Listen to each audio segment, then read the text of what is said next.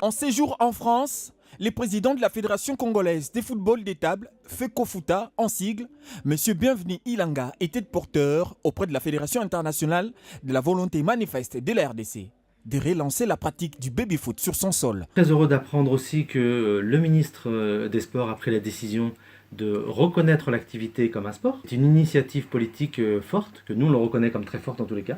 À cette première rencontre, le président de la Fédération congolaise de football de table était porteur d'un projet qui a plutôt séduit et qui pourrait, de sitôt, porter des fruits.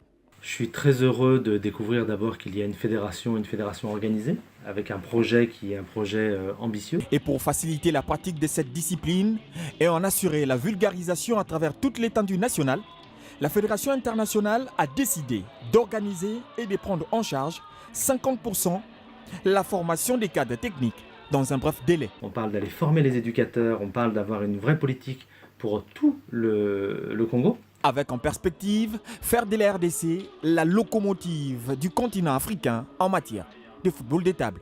Je pense très sincèrement que nous pouvons coopérer ensemble pour faire en sorte que le Congo soit le pays moteur d'exemplarité pour le continent africain qui a besoin de cela. Ils sont nombreux à s'adonner dans le cadre d'un simple loisir. Maintenant déjà, la pratique du baby-foot en RDC est une véritable compétition régie par des principes et règles avec le concours de la Fédération internationale de la spécialité.